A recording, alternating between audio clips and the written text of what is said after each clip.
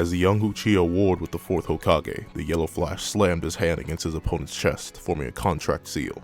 "With this, the Nine Tails no longer belongs to you," Minato declared, and the yellow-masked man winced. He could not lose the Nine Tails after all this work. He lunged away, and the young Hokage realized his objective. He needed the Nine Tails back in order to save his wife. He could not let it get away, especially in the hands of this man.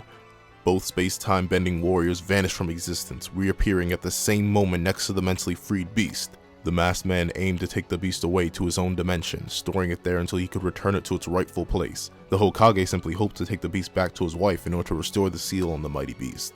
However, as both men activated their space-time ninjutsu, something strange occurred. Their respective rips in the fabric of reality made the beast disappear, but not to a world or place that either man expected.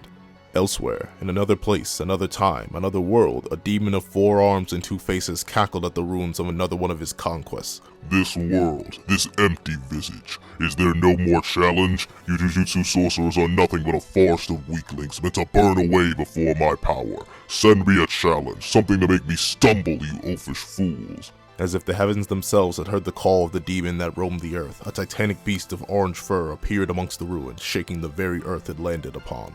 The beast reeled back and roared, its voice causing a rumbling throughout the heavens and the earth. All the humans who heard the beast's cry cowered in fear, but the man-turned-cursed spirit roared out in joyous laughter. "Finally, a challenge!" The cursed spirit lunged towards the beast, who turned and lunged for its newest target, causing the battle to begin. Before we hop into today's versus battle, please do me a favor and drop who you think is going to win in the comment section down below, leave a like, and subscribe if you haven't already. Now, let's get into it. What's up guys, I got the pencil here, and it is now time for a battle of monsters. The war of attrition shall begin between the mightiest of the tailed beasts versus the king of curses, the beast that haunts the leaf versus the terror of the jujutsu world. May the battle commence between the beast of Naruto Uzumaki, the nine-tailed fox Kurama, and the cursed spirit of Yuji Itadori, Ryomen Sukuna. Now, let's break down their respective stats with power, speed, and abilities. For power, Kurama ranges a lot, but even at his lowest ends, he is extremely powerful. In his lower non-databook states, he casually breaks free of the country-level Chibaku Tensei while being at only 8 tails and then even half of his full power, and manages to very easily dominate 5 other tail beasts at once, which also upscale from mountain ranges, being able to casually destroy mountains with their Bijudama on their own, and stand superior to a majority of the Shinobi Alliance, able to multiply their chakra multiple times over, with plenty left over, and while also at half his power, he casually surpasses a group of Cloud Shinobi who are confident in their ability to destroy the moon that they did not know was hollow. Given his databook statements about being able to turn the world to ash, he's either multi-continental or planetary at half power, depending on whether you want to interpret the ash world to surface wiping or planetary destruction. I lean towards destruction because earth-shattering destructive power. So, around the low ends, he's around country level, he hits planetary around his higher ends. Spoilers for Jujutsu Kaisen's manga, skip to the time on screen to avoid them. Sukuna is also extremely powerful, reaching above the large mountain level ranges from only 15 of his fingers within a vessel, easily surpassing Jogo, who is able to create an entire erupting volcano with his domain expansion, and even Jogo was essentially bullied by 15-finger Sukuna so badly that the fight got off screen. A full power Sukuna would be much stronger, but at the moment, unquantifiably so. He likely reaches the island levels in terms of raw potency by upscaling from his 15-finger self in his true form rather than a restrained vessel. So a true form Sukuna would be around island level at his peak, mountain level at a low end. For Kurama, his speed could go in multiple places. He should be much faster than a majority of the shinobi world, including characters such as the Raikage, Haku, Inoki, a majority if not all of the Akatsuki, and is even relative to characters like Madara, who all range from either lightning timers or faster than light up to certain ranges. Now, for Kurama himself, reasonably he should be above the 10 times faster than light range, considering he scales above a majority of the Akatsuki and scales to Madara, who also scales above a majority of the Akatsuki, and Madara is able to react to a lightened Raikage, who is extremely fast. So, safely put, Kurama's faster than light. If you want to go with the low ends, he's above lightning timers. If you want to go with the high ends, he's above faster than light people, who range from 1 to 10 times, depending on where you want to scale certain Akatsuki members. So, he's doing very, very well. Once again, manga spoilers for Jujutsu Kaisen. Skip to this time in the video if you do not want to be spoiled. For Sukuna's speed, things get a bit stranger. At his prime peak, he should be at least relative to other top tiers such as Toji Zenin and Satoru Gojo, both who are able to massively blitz high hypersonic cursed spirits and cursed users, getting him into the massively hypersonic ranges, and he's able to blitz and outdo Jogo at 15 fingers, so not even at his peak, and Jogo is also so massively above these hypersonic curse users that honestly he puts them in an entirely different range, considering Jogo was able to get blitzed by Sukuna. so he's massively hypersonic and possibly higher at his peak, probably approaching relativistic. For abilities, Kurama has a pretty simple toolkit. He mainly has access to the Bijudama, massive chakra spears that detonate upon contact, though he's also able to fire these as solid beams of energy. Based on his ability to allow Naruto to regenerate, he should be able to regenerate his own physical form, even though he is naturally an energy construct. He's also able to sense negative intent and able to react accordingly. Then his roars could warn off attacks by releasing a pressurized shockwave. Then he mainly just swings on people, if we're being completely honest. For Sukuna, things get a lot more complicated. So far, he's displayed the ability to manipulate his massive amounts of cursed energy to cut through opponents by manipulating his cursed energy into blades. There are two techniques based on this. Dismantle is a simple slash which can be read and deflected and blocked. The other technique is cleave, and the technique is said to adjust to the toughness and cursed energy levels of the target, but this seems to be dependent on Sukuna's level of power correlated to his opponent. If his opponent is strong enough, they can either deflect the attack or most likely take it. When using cleave, while it was able to dissect Mahorga, it wasn't really able to kill it. And even though it was able to dissect Mahorga, it was due to the fact that Sukuna was stronger than Mahorga in the first place. He needed to use the fire-based ability to truly execute the creature. It's likely that Cleave is simply a more advanced version of Dismantle, applying multiple different slashes based on cursed energy, while Dismantle acts as a single one which can be used on physical objects. His domain expansion simply allows him to create a massive effective range for his attacks, which allows him to use Cleave and Dismantle freely. Then he has fire-based abilities which allow him to create massive bursts of flame by firing off flaming arrows, and he is also able to regenerate entire organs and limbs. Now, for the battle, the question comes to who can hit who first, and also a question of whether or not energy is equalized. Chakra and cursed energy are two very different systems, even if they are slightly similar. If given equality, then both beings should be able to perceive each other's respective levels of power. If such is the case, two things will happen. Sukuna will instantly resort to domain expansion, and Kurama will instantly go to kill Sukuna. This will lead to the death of Sukuna most likely. Even at his highest end, Sukuna would be both slower and weaker than Kurama, and while his regeneration is good, it has not been shown to the level of surviving something that Kurama could output.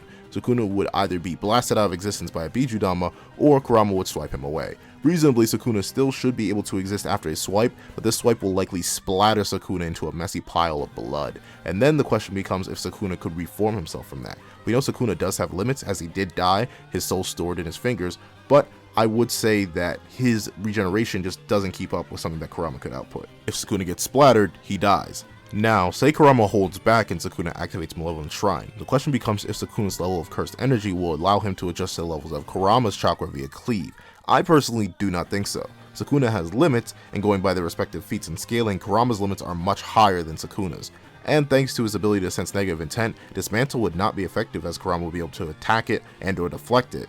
And Cleave, while attacking in a broad area of effect, it seems to have sort of a startup function, as in it attacks as a wave, which emanates out from Sukuna as the center, meaning Kurama would be able to react to it and at least disrupt the wave by blasting at it with a Bijudama. Even if Cleave reaches Kurama, his durability is very likely far too high to even really be bothered by it.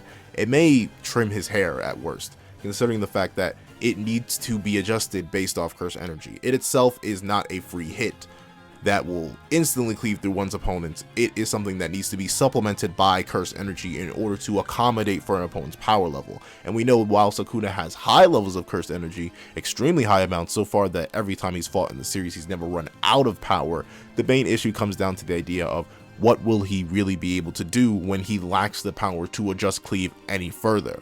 Because Sukuna just hasn't shown the limits that Kurama has, and Kurama is able to take his own attacks pretty easily.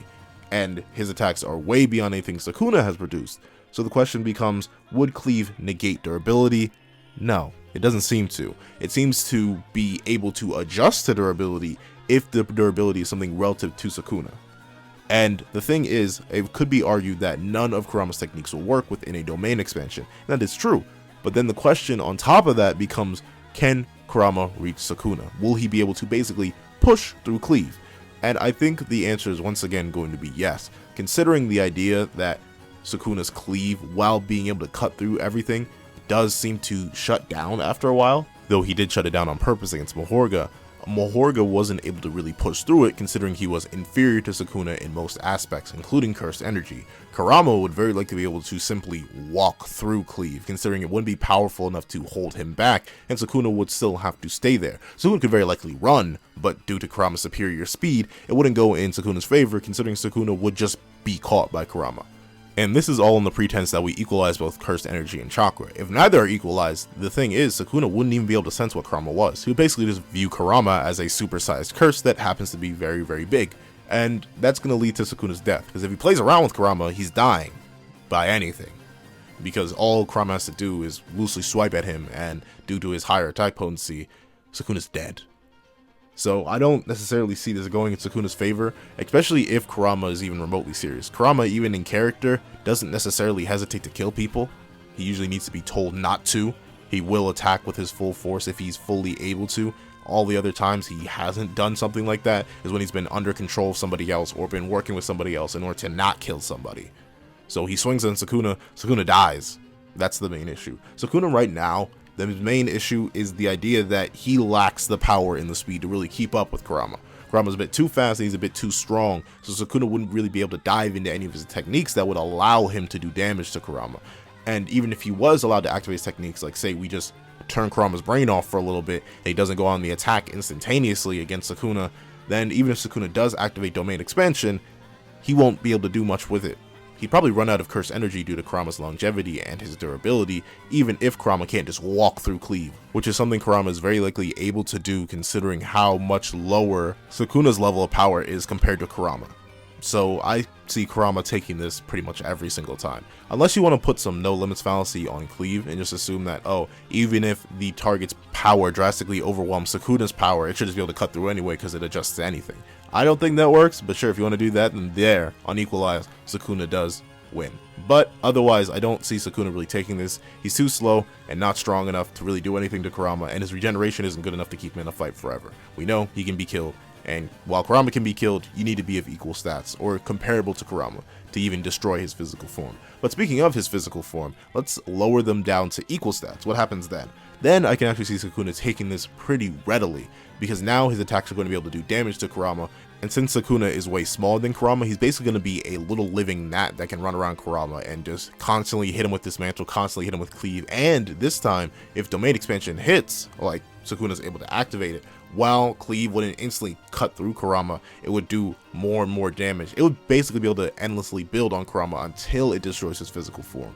Could Kurama keep fighting as an energy form, considering the physical form is just like something he makes? Probably, but I don't think, in terms of the context of the battle, I won't let Kurama just go into an energy form, wait around for forever, and then reform into a physical form to try to run Sukuna's fate again. I'll say Sukuna very likely wins the equal stats battle, considering their regeneration is about the same, but Sukuna has the better abilities.